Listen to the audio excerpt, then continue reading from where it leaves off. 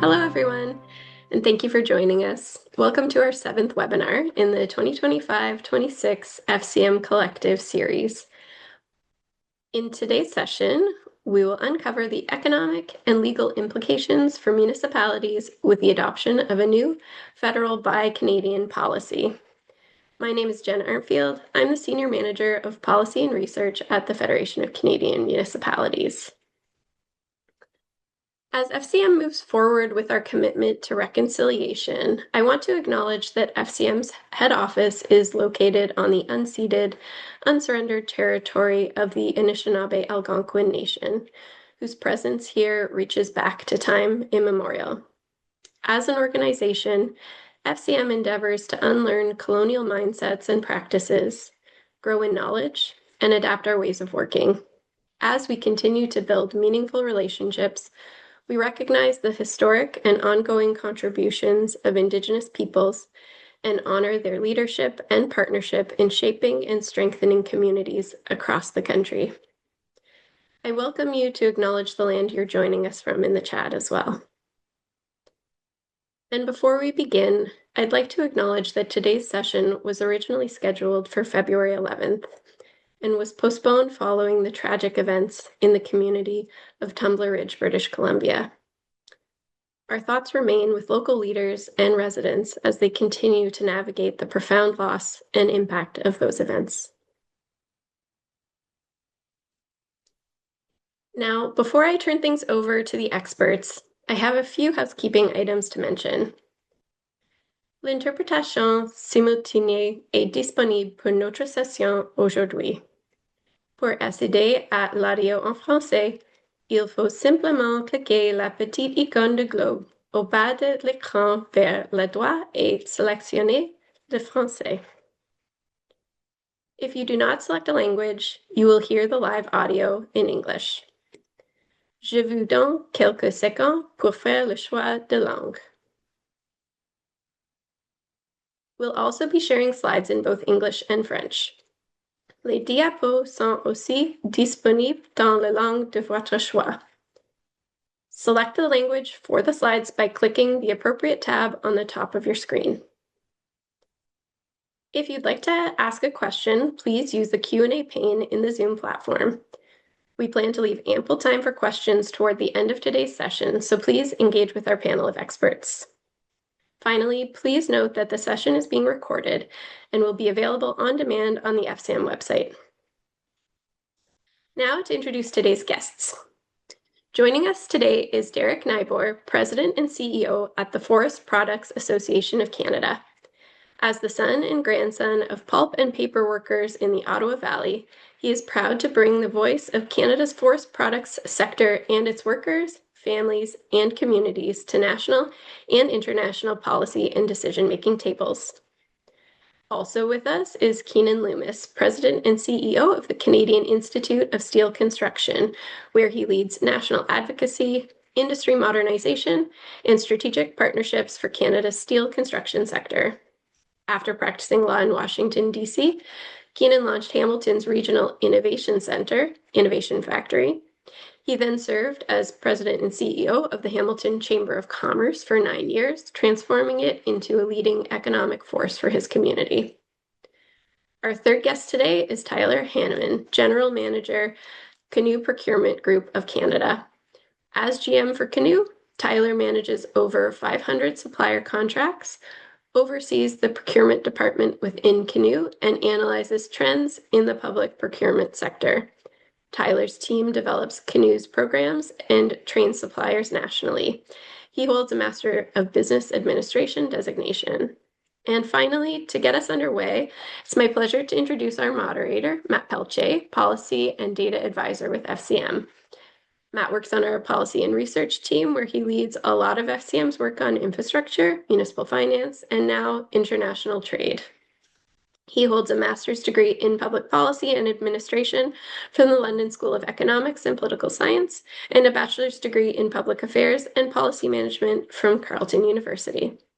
Right, over to you, Matt. Thank you so much, Jen. So as Jen noted, my name is Matt Peltier, and I'm an advisor on FCM's policy and research team. Although FCM has only recently turned its attention to the conversation of trade and procurement over the past year, as other organizations have, FCM has a strong tradition of supporting local governments in conversations around the municipal role in trade agreements and buying Canadian. From softwood lumber disputes to the negotiation and renegotiation of CUSMA, to the more recent conversation on trade diversification, FCM and its members have been incredibly vocal on ensuring that municipalities have a seat at the table on matters of trade.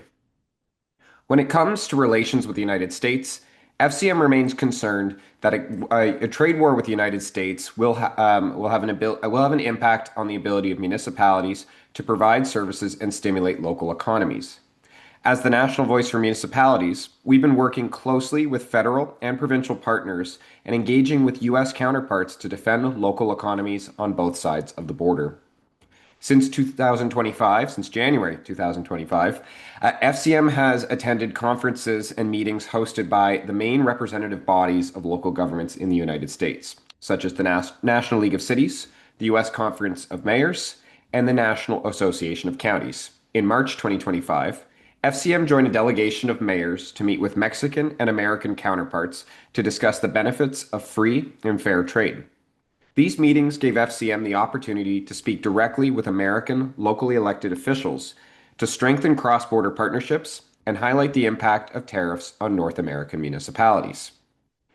The impact of Canadian municipalities cannot be overstated in this conversation. And that's because municipalities have a vital role in strengthening Canada's economy through procurement. According to Statistics Canada, local governments purchase more goods and services than the federal government every year. And by spending more than $35 billion annually on products from international markets, Canadian municipalities have a lot of purchasing power on the global stage. But our members also support the federal vision to turn Canada into its own best customer. Over the past year, local governments across Canada have been introducing procurement policies to support Canadian suppliers, but challenges remain in fully embracing a Buy Canadian approach. A lot of commodities, such as emergency vehicles and IT products, don't have an affordable or scalable alternative just yet for municipalities to switch to overnight. A shift to a Buy Canadian strategy also brings new legal hurdles for local governments who have to consider the procurement rules of trade agreements that currently require local tendering to be open to vendors from the European Union and the United Kingdom. In December 2025, the Government of Canada rolled out the new Buy Canadian policy for federal procurement.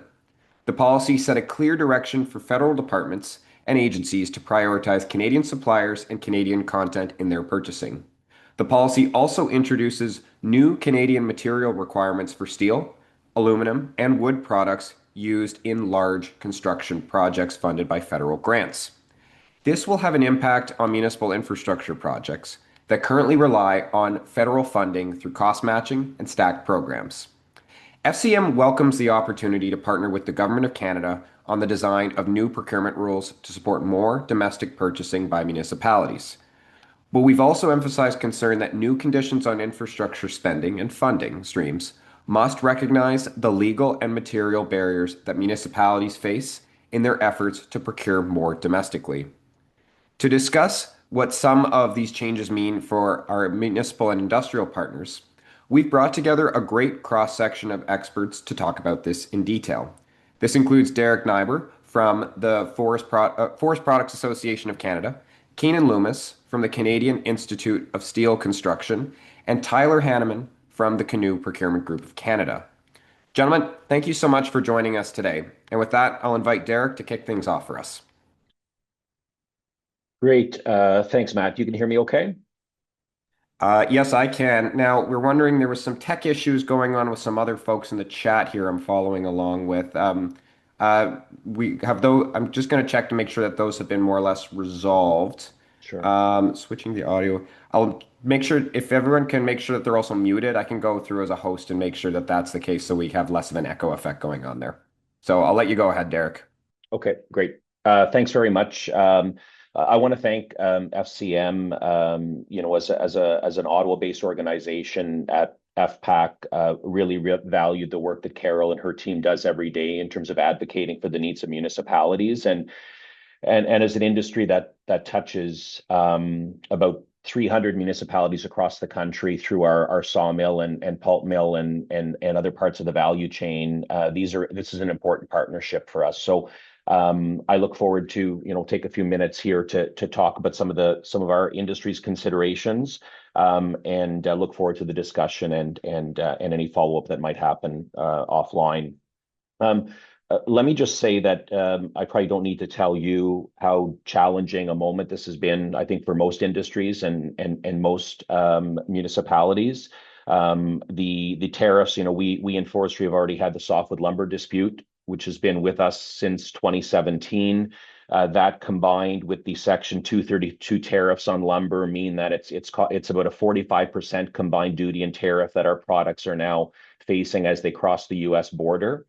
I think comparing to the economic downturn of 07, 08, 09, this is a little bit different in that markets right now are not collapsing. Markets are very soft for us, but we are still selling product across the border to the US, just not as much of it as we'd like to be selling. I think shipments last year were down about 12%, and we're off to a slow start again this year. So the good news is markets are not collapsing in the United States, but the fundamentals of U.S. housing starts are still very soft. So, what this has meant is probably right now we're probably at about 4,000 jobs lost in the industry, which has really punished a number of communities across the country. And in that, I think we've been pretty resilient. I myself, I know, was expecting to see more. I think our mills have been doing their very best to keep their workers connected to their mills, to keep their businesses running. I'd say the federal government has stepped up with liquidity support programs and worker support programs that have not been perfect, but have been helpful. And I know I can speak for my board and the executives in our industry when I say that they're trying everything they can to keep their mills working and to keep their people working. So, and what that's necessitated, and we'll get into this here, but that's necessitated, I would say, three lines of conversation for us with government. One is, how can we better control the controllable? And part of that is our approach to regulation. I think we've heard a lot about nation building projects and regulatory overlap and lack of coherence and unpredictability. We're working through that with government. I think this is a moment to look inward to see how can we be better. Linked to that, number two is the domestic opportunity. What more can we do and sell at home? I'll talk a little bit about that today. And the third part is, how can we sell more to other parts of the world? We see more opportunity in Japan and Korea and China, in the UK and other markets around the country. So that's kind of where we're at as an industry right now. But I'll turn, and maybe Matt, we'll go to the next slide here on the and I'm not going to go through these numbers, but I feel in our industry and forestry, it's mainly been bad news in the media. So I often need to remind people in Ottawa, we are still here and we are still massive. Almost $90 billion in revenues, over 200,000 direct jobs in the industry, about just under 200 indirect, and over 300 communities. And that doesn't include the hundreds of Indigenous people, communities, and the thousands of Indigenous peoples who touch forestry. About 10% of the wood supply in Canada now is directly controlled and managed by Indigenous peoples. And we've got over 1,000 Indigenous-owned forestry businesses operating in the country. So a significant footprint and leadership role that Indigenous peoples are playing in our sector, much more than 10 years ago. Next slide.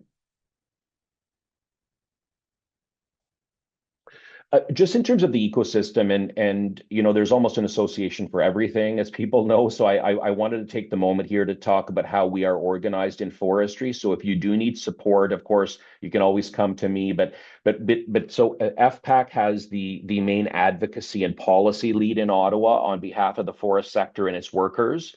We share an office with the Canadian Wood Council, which works on all the building codes and the standards and the seismic testing and the fire testing, and they do all the architectural and engineering work to feed into code development and building up our communities with wood. And in the regions, we have woodworks programs. So BC Woodworks, Alberta Woodworks, Ontario, Quebec, Seco Bois, and the Maritime Lumber Bureau and Atlantic Woodworks, which work a lot at the local level with municipal leaders and whatnot on best practices, procurement, the latest trends in building with wood and whatnot. So that's kind of the ecosystem as far as the built environment goes and the building with wood space goes. Next slide. And as I said, I think one of the areas where forestry, I think one of the challenges in forestry is you're not going to see, like in mining or oil and gas, a multi-billion-dollar development. But what we are is we are all over the place, and we are family supporting jobs that are multi-generational. And this is a competitive advantage for us, I know, in Canada over the United States, having visited a number of mills in the United States which are not as sophisticated as Canadian mills and don't have as talented a labor pool as we do in Canada. I think that's something that's often forgotten in terms of the quality of our workforce. And despite the decline and the market and the economic challenges, how big our industry still is in Canada. And you see by the clusters here, the areas of the country where it's really important. And we have these regional hubs that are so critical to local economic development and jobs. Next slide. I share this slide only, just for a bit of a point of reference in terms of where the exposure is. You'll see on the left of the slide, British Columbia, which is more heavily exposed than the rest of Canada to the U.S. trade dispute. It's a market where a lot of the wood is exported compared to the east. And because of its proximity to the Asian market and the Port of Vancouver, we see a significant amount of offshore opportunity. The story is quite different when you get east of the Rockies, where there is slightly less dependence on the United States, but a very strong history of supplying the domestic market. But not a lot of other offshore market development. And I was just in Austria last week, and have had meetings in Central Europe and in the UK to start talking about what are those other export opportunities. How can Canada support the UK, for example, with its affordable housing agenda as well? So I just leave this as a reference point to show the exposure and kind of the state of industry and where our product goes. Next slide.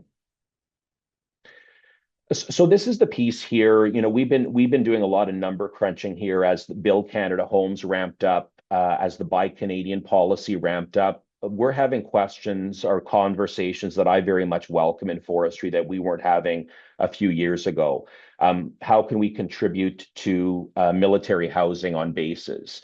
How can we accelerate 5 to 6 story wood building development in Ontario and Quebec, where those markets lag the progress that British Columbia has made? How can we accelerate building codes, and bring about more standardization in a way that continues to respect and support the important underpinnings of fire science and seismic, and ensuring that buildings do not fail? How do we escalate that and accelerate that in a responsible way to support the domestic industry? And this just shows you we see, if we stack some of the opportunities as we see them, in multi-story residential, in low-rise commercial, in other non-res applications, through government procurement. We do see an opportunity to in the next few years triple our domestic use of wood. Now, this is not going to make our U.S. trade problem go away, but if we would sell about 12 billion board feet of lumber to the U.S. every year, if we could consume an additional 2 or 3 billion domestically, that's not insignificant. That's an important way of blunting the blow and transitioning and doing a little bit more at home to take some of the pressure off. And this is where municipalities come in. And we'll go to the next slide here, Matt. I'm not going to get into development charges. I think that's been long talked about, but we have seen, this CSA 277 is a policy that really would, as the prefab modular home building sector takes off, and you go to Sweden, and about 80% of homes in Sweden are built in factories. You come here in Canada, and it's in the single digits. This is an emerging industry. We still are primarily a light wood frame, stick frame construction kind of culture here, and that will continue. But we are seeing growing opportunities in factory-built homes, which means we need to make sure that in terms of standards and codes and approvals and your comfort as leaders, that these codes and standards of modular homes, can align nicely with on-site construction. I mentioned the opportunity to do more in 5 to 6 stories in places like Ontario and Quebec. These mid-rise developments as we try to build, get away from just single-family dwelling construction and moving to mid-rise and high-rise. I think the other piece were municipalities, and I think we've seen this in a number of great projects. I think of a new fire hall in Prince George, and the airport in Rouyn-Noranda. There's a new school built of wood going up in St. John, New Brunswick. We are seeing more examples now through public sector procurement, whether that's municipalities or hospitals or universities or colleges, where we're seeing more examples going up, and what that does is that brings about greater experience, greater awareness on what's possible. And I think when it comes to procurement, one of the areas where I think we've seen the greatest need for more education is just to make sure that people are aware of what's possible. And if you want to build with wood, you need to think about building with wood at the very front end of the process, not midway through. So I think through our Woodworks network in the regions, there's a lot of these tremendous opportunities of residential, non-residential construction that can showcase the potential of Canadian wood to build pretty beautiful buildings in our communities. Our next slide. I think we're close to wrapping here, Matt. We are wrapping. So I'll leave it there. I'm happy in the Q&A, and I understand we're only together for an hour, and a lot of these conversations need to be much more detailed. So I'm happy to avail myself to be of help to anybody offline. And if I can't answer the question, I'll connect you with the person who can. Thanks, Matt. Thank you so much, Derek. And I'll pass things right on to Keenan. Okay, well, thank you very much. It's great to follow my good friend Derek. Even though we're in competing industries, we actually do a lot together, and I think our industries are actually quite complementary. But it's really great to have this opportunity to speak with you and explain to you how the advocacy that the steel industry has undertaken over the last year in protecting our industry in the face of, our top export market, the door to it slamming shut. That advocacy has led to a lot of changes in policy that have impacted all the tiers of government, in particular municipalities. So it's a good opportunity to come explain ourselves and how you can help us in getting through this really difficult time. So next slide, please. Just briefly, the Canadian Institute of Steel Construction, we are downstream of the steel producers. So I do have some information to impart from the steel producers, but I represent the fabricators, the folks who engineer our steel in Canada to create our bridges, our hospitals, our arenas, our schools, etc. And we set the standards for building with steel in Canada and have since 1930. We're one of only a few countries that has our own standard for building with steel. Go forward, please. Next one. Our membership is truly national from Newfoundland to Vancouver Island. I have represent within my industry about 150 fabricators, and on top of that, roll formers that are building our infrastructure across Canada. As in Derek's industry, it is primarily multi-generational, family-owned, small and medium enterprises that are serving our communities across the country. Big contingent in central Canada for sure, but also a large contingent of fabricators in every province of the country. So, when BC or Alberta or Saskatchewan or folks out in Atlantic Canada say, why are we altering the rules in Canada to favor the producers in central Canada? I come to you from Hamilton, my hometown. Well, it's because, in fact, you do have a domestic steel industry in BC and in Alberta and in Atlantic Canada, etc.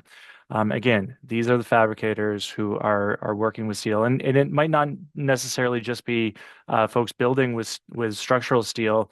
Across the country, industrial parks in every community are filled with fabricators who are building front loaders, snow plowing equipment, hospital sinks, piping. There's wire. There's all kinds of downstream fabricators in the steel industry, and I've become a little bit of the voice of derivatives in Canada because it was the primary production of steel that was impacted by the first round of tariffs.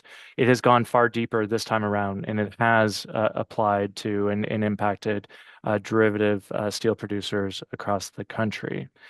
Four of the mills in Canada are members of ours, but those that make pipe or rebar is actually in the dreaded concrete industry. Both Derek and I can definitely we share a dislike for that part of the industry, that's for sure.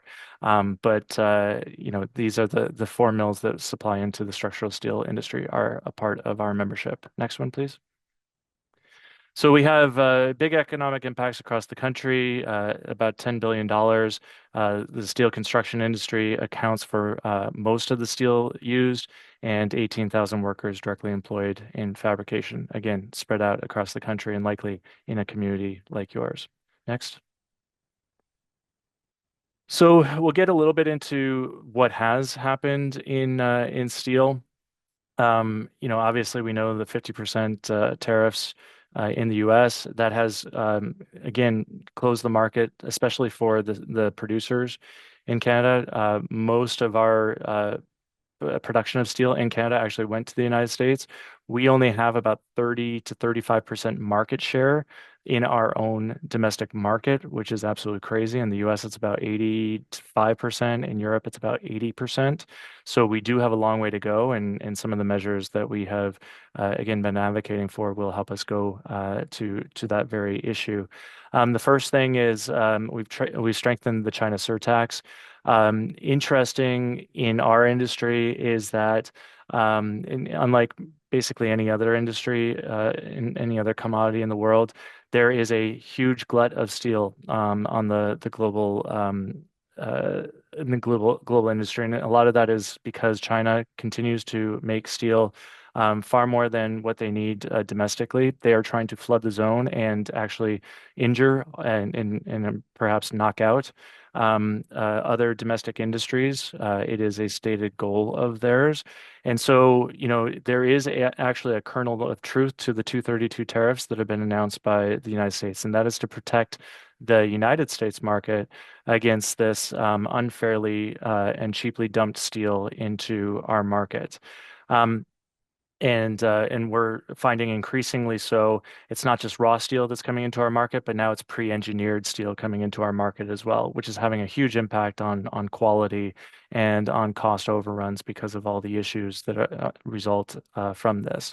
So what we're saying is, let's protect the entire steel industry because, in fact, you can't really separate out the value chains. If you knock out the domestic steel making industry, then everything downstream is likely to go as well. Why would you not do all of the value add overseas if it is indeed cheaper than here? And pretty soon you're going to have no derivatives manufacturers in Canada, nobody to bid on your bridges and your hospitals. And basically, if we continue down this path, all we will be as a nation is an exporter of iron ore, and with all the value add services being lost as a result. Tariff rate quotas have definitely impacted the price of steel in Canada because we've now limited the exports that are coming into this country, again, in favor of domestic steel. And then we have achieved as well a 25% steel derivatives tariff, and this is something that I'm very proud of. Again, derivatives weren't even on radars in Ottawa until over the last year. We've been able to show to them just how much more, like I said, pre-engineered steel is coming in from overseas as well. So the 25% steel derivative is meant to try to close that gap. And then we have a Buy Canada policy that was introduced in December by the federal government. We are encouraging provinces to adopt that and as well municipalities. Also, we think it behooves the industry if we have one Buy Canada policy through all the tiers of government. It'll just be much, much easier in the construction sector in particular. And we've worked very closely with folks at PSPC in Ottawa on a lot of key details on understanding what is made here and what's not made here. Something to point out is that none of this applies to steel that is not made in Canada. So it doesn't impact that market. So anyway, because we've done all of that, we've talked about, how do we know where the steel is actually coming from, and what are the proofs that are required for that. So we've gotten into the details, and PSPC has been great at engaging with the steel industry in that regard. So that's why we would encourage each of the municipalities to do the same, again, to have one uniform policy. Next slide, please. Yeah, so this is where basically, again, we're asking for you and your cities to be implementing these domestic procurement policies as well. I think and I'll end on this, the really important things for you to know is that this does not mean that municipalities or provinces or the federal government have to pay a premium for a Canadian product. In fact, we believe that we can go toe to toe on total installed cost here in Canada. The upfront cost might be a little higher. Again, because the lowest bids that you will be receiving will always involve Chinese steel, will always involve unfairly traded, unfairly dumped Chinese steel. And so, in that regard, it's not really an apples to apples comparison, and we do have to be protecting, and we have to be weaning ourselves off of that as an entire society.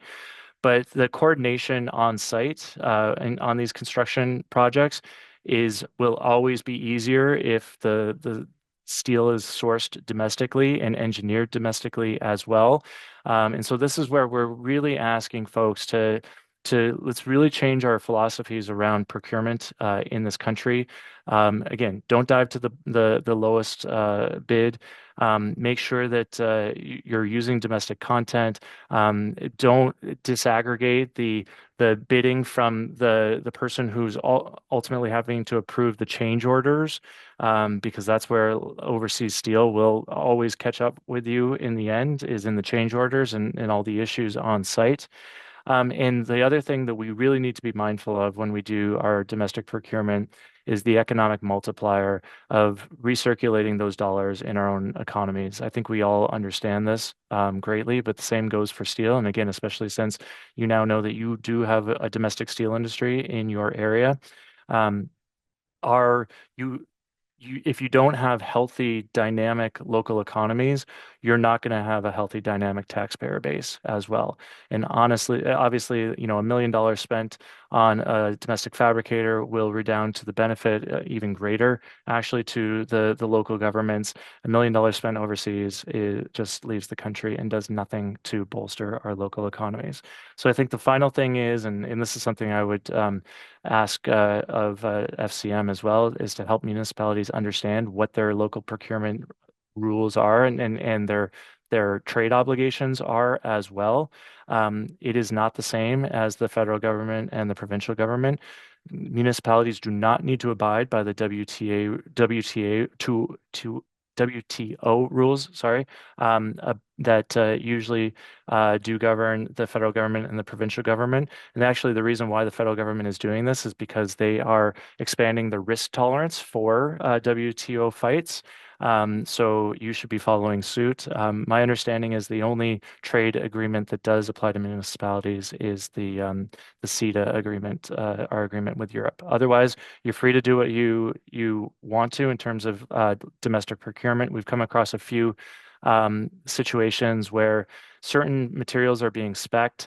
They're American materials. We have Canadian alternatives. We're trying to tell the locality about these alternatives that have no difference at all. We're getting a response saying, "Oh, well, we got to be careful." Well, that's absolutely not the case in this particular matter, and in many matters as well. So that's where I would appreciate FCM to be providing some guidance to you also going forward. And I think that's it. Thank you. Thank you so much, Keenan. And I'll turn things over to Tyler before I've got some questions for you folks. Oh, let's jump right in. There we go. So thank you everybody for having me. Thank you for hopping on. Canoe Procurement Group of Canada, we are a not-for-profit government agency. We are created by the public sector for the public sector. So if we jump to the next slide, you can see where our membership is based up of. So we are part of the municipal associations across Canada. So that is who our core membership is. And within that, we have hundreds of thousands of members per province, leveraging the canoe contracts and the cooperative contracts. So as we talk about the Buy Canada piece, and with Derek and Keenan, very specific to the Canadian industries, I've had the unique perspective of seeing how the tariff situation has rolled out across Canada, the struggles of the you folks on the call here, and more of that commodity-based, service-based type purchasing, and how is that rolling out and how is it affecting? So hopefully I can provide some insight for you today on that. So if we jump to the next slide, this is our membership. So with Canoe and our cooperative contracts, anybody from municipalities to provincial governments, Indigenous communities, if you're a not-for-profit public agency, school, post-secondary, health and social services, you can leverage our contracts. So we get a wide breadth of input from our membership and the struggles that they're having. So like I said, I'll be glad to share that. So if we jump to the next one, this is the traditional procurement model versus the group purchasing. And hearing Keenan and Derek talk, I think this maybe sheds some light, if you're directly involved with procurement at your municipality, or if you're not, this might help see where you can maybe insert some Buy Canada policy and maybe assert some of your things. So if you look at the traditional method on the bottom, a lot of the traditional old ways of buying is, hey, I want to buy a building. I'm doing a big construction project. You go through all of it, but you're just asking to build a project, or you're buying, a specific commodity, heavy equipment, but you're not really looking at the supply chain of it, right? And I think that's where we're seeing the shift of focus is people are now starting to, when they're going out and doing their procurements, they're requesting products from it, because the challenge of, and I have this in some slides later, is oftentimes the folks bidding our RFPs and our tenders on the municipal level, they're Canadian companies. So, if you're, oh, you don't have to jump ahead yet. Sorry, if we can go back to the graphic there.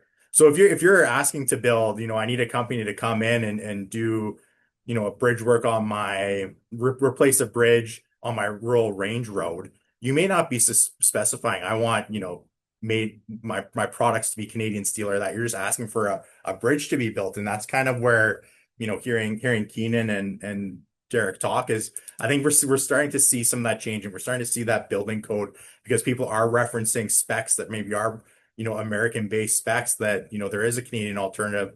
So where is that gap? So for us on the Canoe side, where we're a little unique and where we really fit and help municipalities kind of enact their Buy Canada policy is we do that RFP tender process with you. Oftentimes we're dealing with manufacturers. So when you're, going out to purchase, you can leverage a Canoe contract to work with your local suppliers and your local companies. It provides you the choice and flexibility to navigate who you want, and then have those discussions with, our awarded contracts on, where was this source? Where was this built? Those kind of things. One of the examples that I talked through this, the tariff and situation, is there was a municipality we had out in Ontario, and they were buying a playground structure. And this was back in March of last year. And they got pushback from the local community of saying, hey, you're using an American produced product here. Like, this is crazy at the time. But when we did a little more digging, it was a family-run business in Ontario. Yes, the product was fabricated in Michigan, but all the steel was bought by Canada, like through Canadian steel manufacturers. So that's the challenge, I think, that a lot of you folks on the call are facing, is it's not as, sometimes it's muddy, right? You don't want to hurt the family-owned business that's, supplying your picnic shelter, that's coming in and doing all the labor and installing. Yes, the product was made and manufactured in Michigan, but it was all supporting the steel industry on the raw material side. So, and I think it's And we're in a very unique spot right now. So if we jump to the next slide, so what we've kind of taken on, and this is obviously evolving as we go, what defines a Canadian company? And we've used the Investment Canada Act as defined by the federal government. So place of business, does it own a physical location in Canada? Where does it conduct its operations?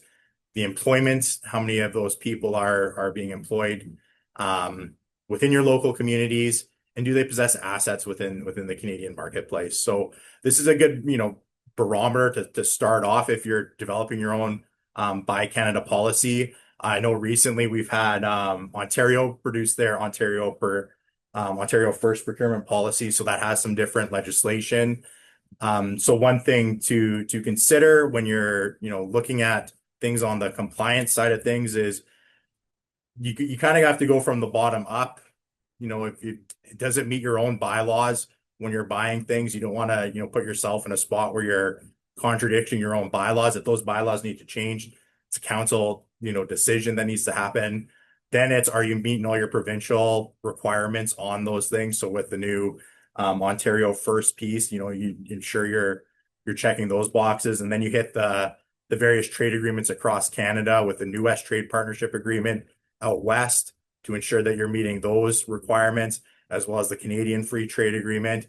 And then as we've talked about here, the only international agreement that really affects purchasing and how municipalities buy is the Comprehensive Economic Trade Agreement between Europe and Canada. So there's a lot going on, and it's pretty fluid. So there is those the legal ramifications question we get asked quite a bit. And yes, there is a lot of flexibility, or there is a lot of leeway for domestic procurement within the trade agreements, but you still want to make sure as you're doing your purchasing that you're not breaking any of those existing rules there.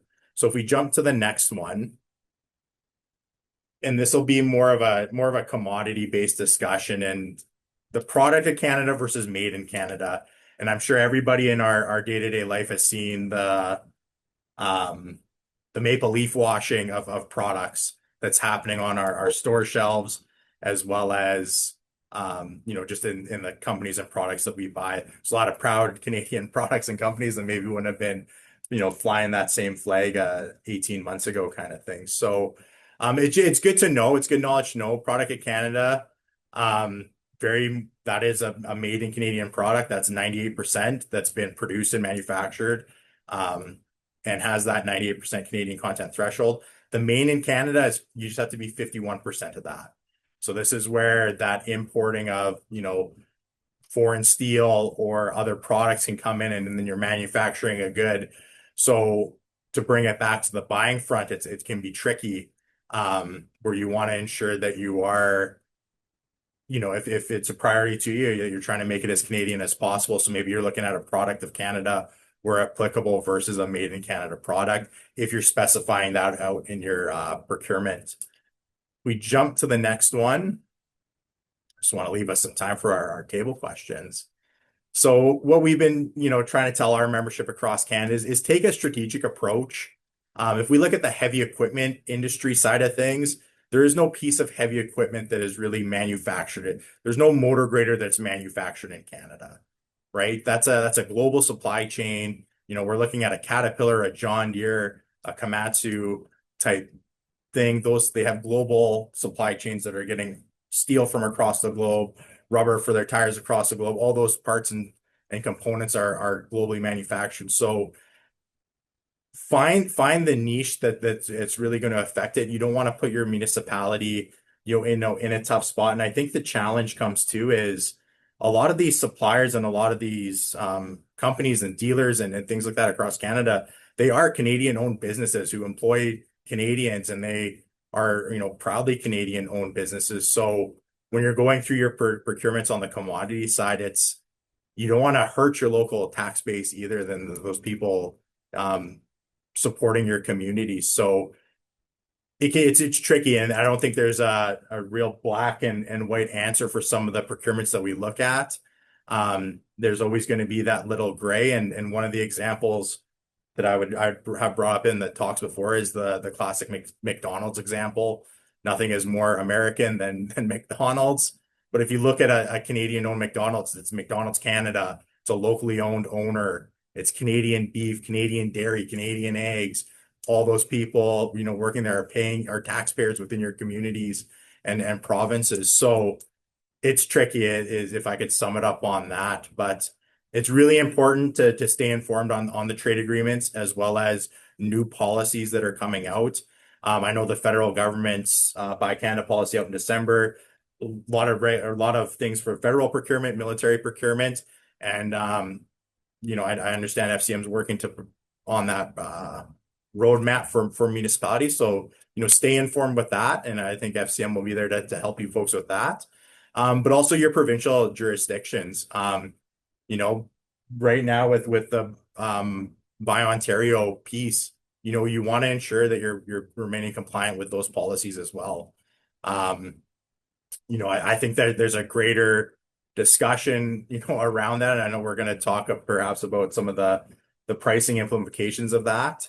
But there's the CFTA, the Canadian Free Trade Agreement, which is what we base a lot of our procurements off of. So to wrap it up, I think, engaging with your suppliers is really important. Understanding their supply chain, where their products are coming from, how they're procuring their products is there. I think that's been well communicated to a lot of suppliers and a lot of industries. And ensure that you're supporting your local communities, your local suppliers, dealers, and that you're remaining, getting the top tier products so you can deliver your services to your ratepayers within your municipality. Because at the end of the day, I think that's what every municipality wants, is to be a strong community that supports its ratepayers with great quality of life that we've enjoyed here in Canada. So on that note, I think I'll pass it back to Matt for some questions.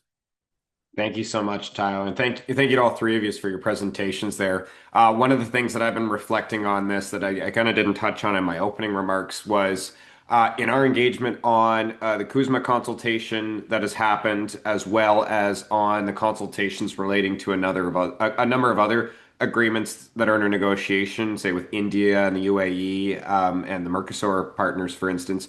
In all of those agreements, we have highlighted the importance of ensuring that that the procurement rules applying to municipality, that they don't, that we don't widen the obligations and scope for municipal procurement rules to ensure that we can kind of keep this thing refined. Because, Keenan, as you were mentioning before, it's mainly the CETA agreement that is the main applier here, with the trade continuity agreement. That's kind of the copy paste agreement for the United Kingdom and Canada post Brexit. So that, apart from that, you're absolutely right. There's not a lot of legal hurdles outside of the European Union, outside of the UK, that are affecting municipalities.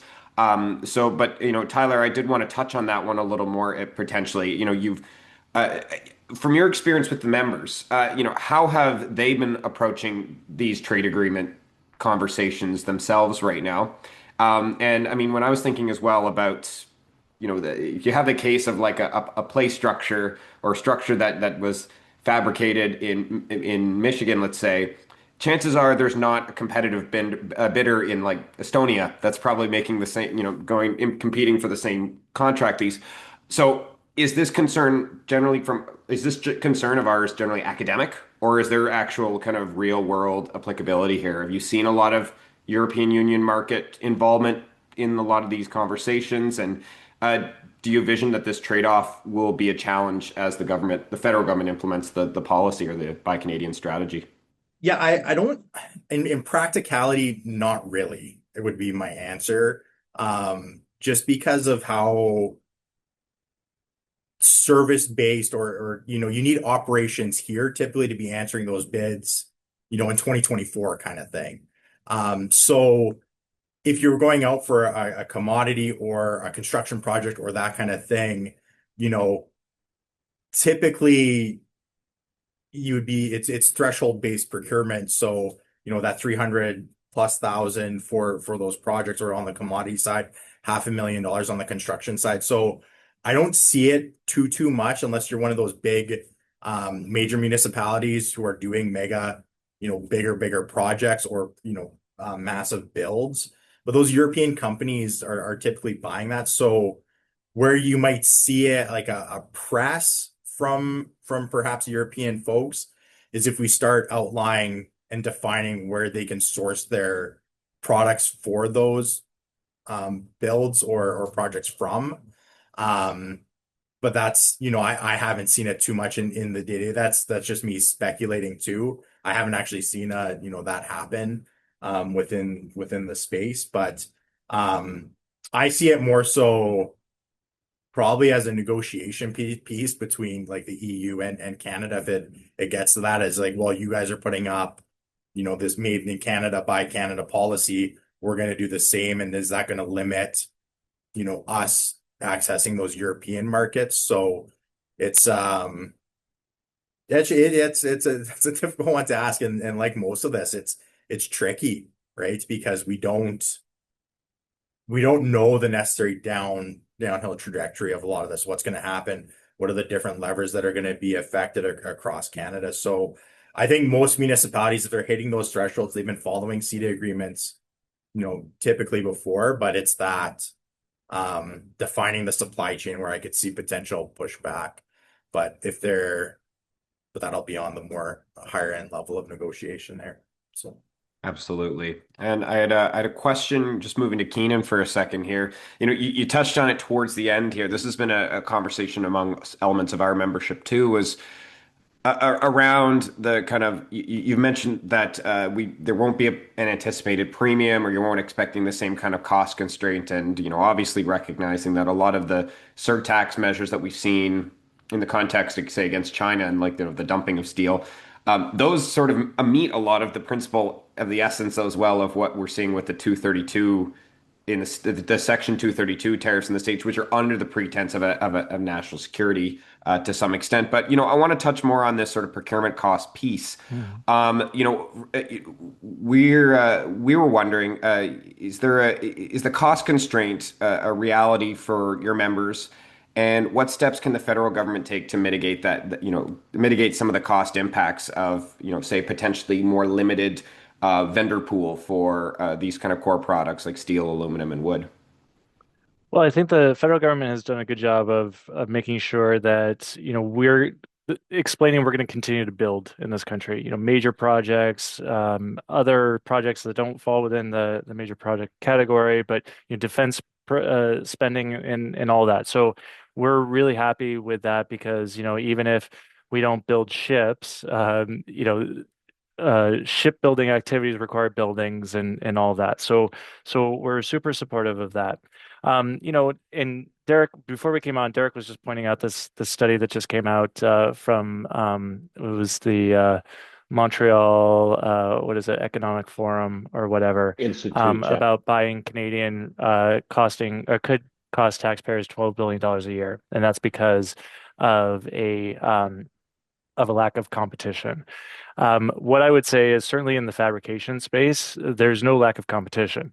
The competition is fierce among our members, who will compete, on one day. On the next day, they'll work together to build a big bridge because, not one of them has the capacity to do the full job. But like on the Gordie Howe Bridge, for example, we've got our three biggest Canadian bridge builders working on that to fulfill that project. And that was a project we fought tooth and nail to make sure that it had Canadian steel using Canadian fabricators, engineers, and all of that. Despite the fact that we were paying for the entire cost of the bridge, we still had to really convince the federal government